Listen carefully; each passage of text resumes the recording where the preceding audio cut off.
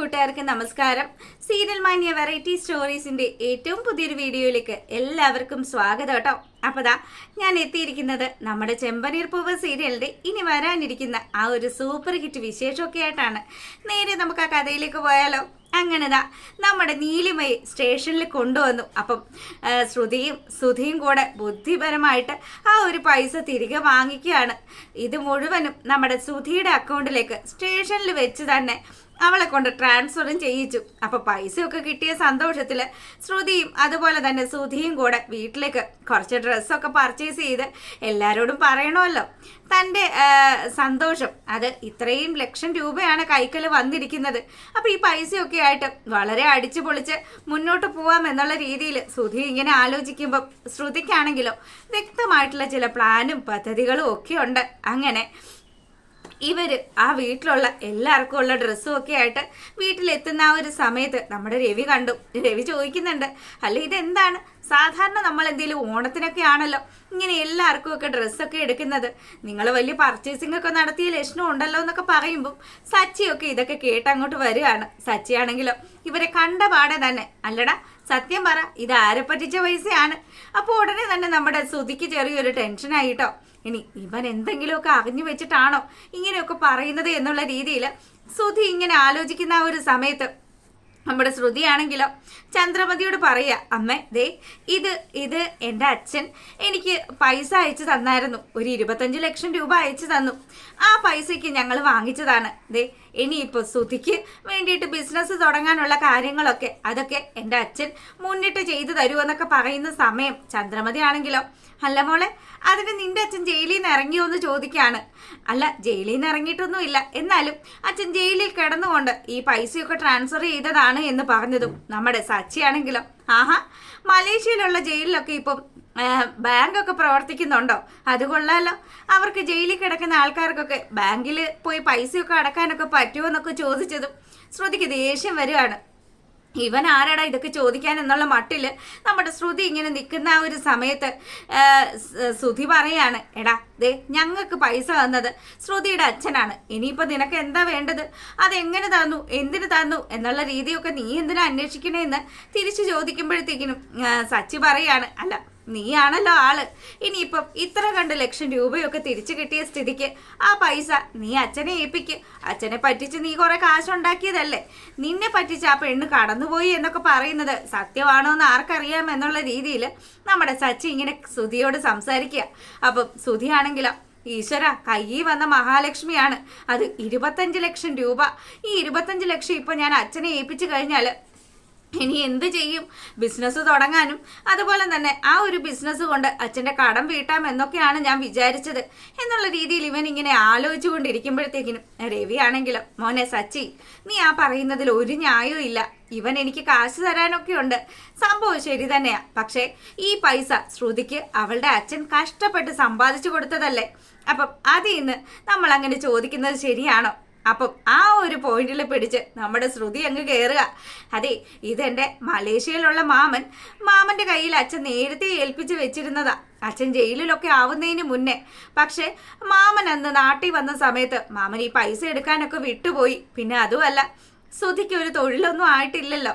സുധി എന്തേലും ഒരു ബിസിനസ് ചെയ്യണ്ടേ, അതിനു വേണ്ടിയിട്ടാ എൻ്റെ അച്ഛൻ ഈ പൈസയൊക്കെ തന്നത് എന്ന് പറഞ്ഞു. ഇത് കേട്ടതും ചന്ദ്രമതി ആണെങ്കിലോ, ഓ ഇനിയിപ്പം എന്തെങ്കിലും ആയിക്കോട്ടെ, ശ്രുതി മോള് ഇത്ര 2 ലക്ഷം രൂപയൊക്കെ കൊണ്ടുവന്നല്ലോ. ഇവിടെ ചില വീട്ടുകാരൊക്കെ ഒരു നയാ പൈസ പോലും തരാതെ സിമ്പിളായിട്ട് അവരുടെ കാര്യങ്ങളൊക്കെ നടത്തി, കല്യാണം പോലും നടത്തിയല്ലോ. അപ്പൊ നമ്മുടെ രേവതിയെ ഉദ്ദേശിച്ച് ചന്ദ്ര ഇങ്ങനെയൊക്കെ പറയുന്ന ആ ഒരു സമയത്ത് നമ്മുടെ സച്ചിക്ക് ദേഷ്യം വന്നു. അതേ എന്തു പറഞ്ഞാലും ഉടനെ പോയി രേവതിയെ കുറ്റം പറയുന്നുണ്ടല്ലോ, നിങ്ങൾക്ക് വേറെ ഒരു പണിയില്ലേന്ന് ചോദിക്കുക. അപ്പൊ രേവതി ആണെങ്കിലോ ഇതൊക്കെ കേട്ട് ആദ്യമൊക്കെ മിണ്ടാതെയൊക്കെ ഇരിക്കുന്നുണ്ടെങ്കിലും അവൾക്ക് ദേഷ്യം വന്നു. അങ്ങനെ അവളും പറയാൻ തുടങ്ങി, അതെ അമ്മേ എന്ത് വന്നാലും എൻ്റെ ഭർത്താവ് നല്ല രീതിയിൽ അധ്വാനിക്കുന്നുണ്ട്. അദ്ദേഹം ജോലി ചെയ്ത് കൊണ്ടുവരുന്ന പൈസ മാത്രം മതി ഞങ്ങൾക്ക് ജീവിക്കാൻ, അല്ലാതെ എൻ്റെ വീട്ടിൽ നിന്ന് കൊണ്ടുവന്നിട്ട് വേണ്ട ഇവിടുത്തെ കാര്യങ്ങൾ നടത്താനെന്ന് രേവതി ഒരു ഡയലോഗ് അങ്ങ് അടിച്ചു. ഇത് കേട്ട് നിൽക്കുന്ന നമ്മുടെ ചന്ദ്രമതി ആണെങ്കിലോ, നീ ഇപ്പം സംസാരിച്ച് എന്നോട് എന്ത് പറയാം എന്നുള്ള ഒരു രീതിയിലായോ?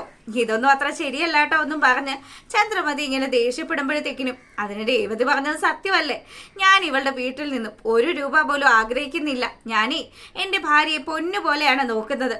അവളുടെ കാര്യങ്ങളൊക്കെ വളരെ അന്തസ്സായിട്ടാണ് ഞാൻ നടത്തിക്കൊണ്ട് പോകുന്നത്. അല്ലാതെ കാശ് എൻ്റെ അമ്മായിയപ്പനോ അമ്മായിയമ്മയോ തരുമെന്നും വിചാരിച്ച് ഞാൻ ഇരിക്കാറില്ല എന്നും പറഞ്ഞ് നമ്മുടെ ശ്രുതിക്കിട്ട് ചെറിയൊരു കൊട്ടും കൂടെ കൊടുത്തു.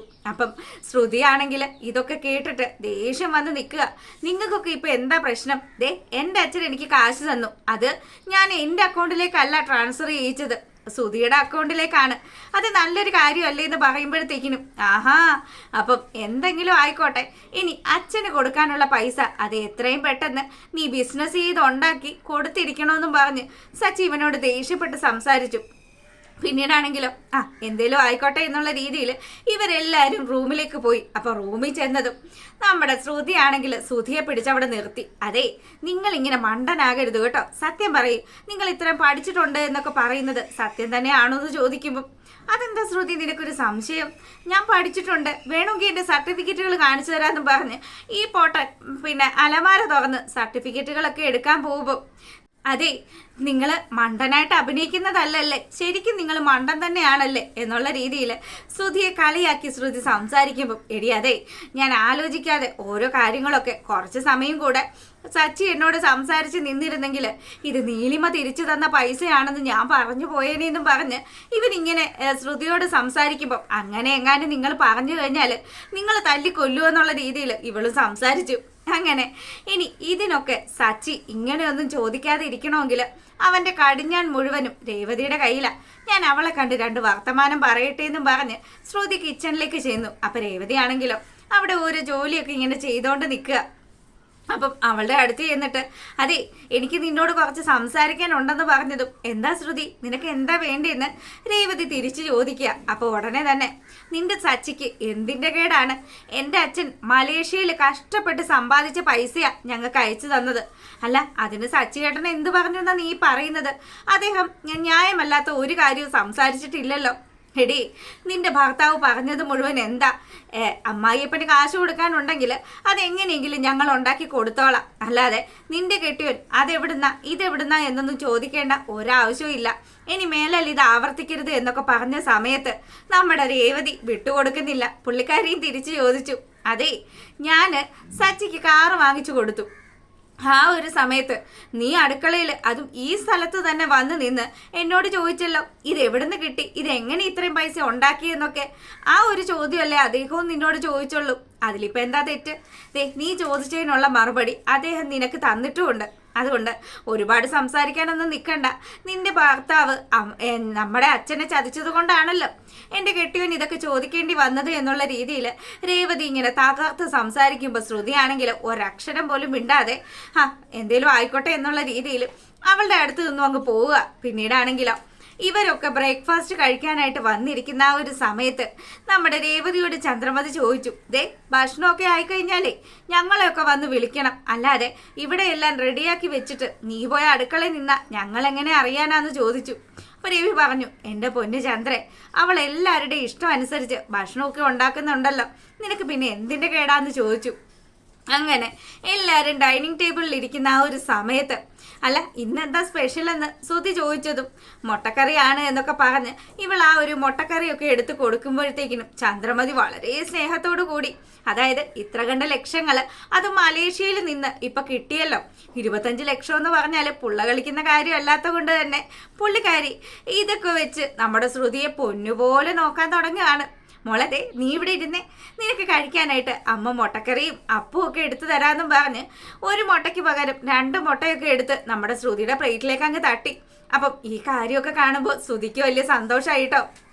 അവൻ പറയുന്നുണ്ട്, അതെ, കൊടുക്കേണ്ട പരിഗണന അമ്മ എന്തായാലും ശ്രുതിക്ക് കൊടുക്കുന്നുണ്ട്. അവള് വലിയ വീട്ടിലെ കുട്ടിയാണല്ലോ, ആ ഒരു സ്നേഹവും പരിഗണനയും ഒക്കെ അവൾക്ക് കിട്ടുന്നുണ്ട് എന്നുള്ള രീതിയിൽ ഇവനിങ്ങനെ സംസാരിക്കുമ്പോൾ സച്ചിയാണെങ്കിൽ, അല്ലമ്മേ, നീ കഴിഞ്ഞ ദിവസം നിങ്ങൾ ഏതോ ഒരു അമ്പലത്തിൽ കൊണ്ടുപോയി ശ്രുതിയുടെ അച്ഛൻ മലേഷ്യയിലെ ജയിലിൽ നിന്നും ഇറങ്ങുന്നതിന് വേണ്ടി അവളെ കൊണ്ട് എന്തൊക്കെയോ വഴിപാടൊക്കെ ചെയ്യിച്ചില്ലേ?